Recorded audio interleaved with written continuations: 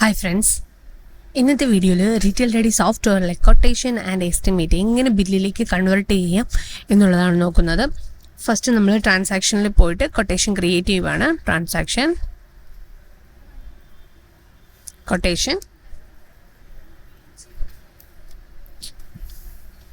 Quotation select ചെയ്തു, കസ്റ്റമറിനെ select ചെയ്യുവാണ്.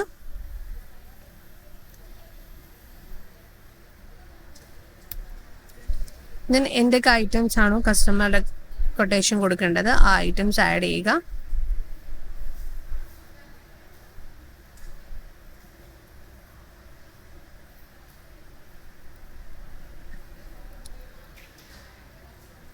Save ചെയ്തു.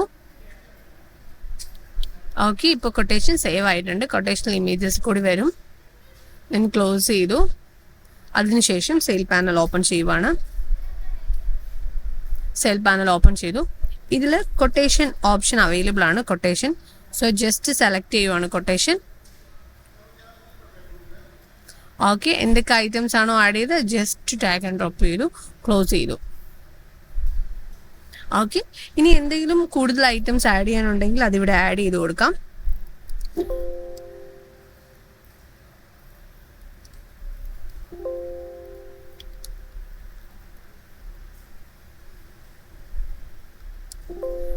ദെൻ ക്വിക്ക് പേ ഓപ്ഷൻ ചൂസ് ചെയ്തു, ബില്ല് വരും.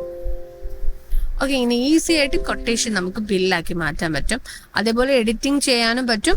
ദെൻ അതേപോലെ എസ്റ്റിമേറ്റ് ആണ് ഇപ്പോൾ നിങ്ങൾക്ക് ബില്ലാക്കേണ്ടതെന്നുണ്ടെങ്കിൽ എസ്റ്റിമേറ്റ് ചൂസ് ചെയ്യുക. അതിനുശേഷം സെയിം വേയിൽ സെലക്ട് ചെയ്യുക.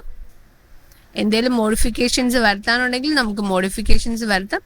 അതിനുശേഷം പേയ്മെൻറ്റ് മോഡ് സെലക്ട് ചെയ്ത് ബില്ല് ചെയ്യാം.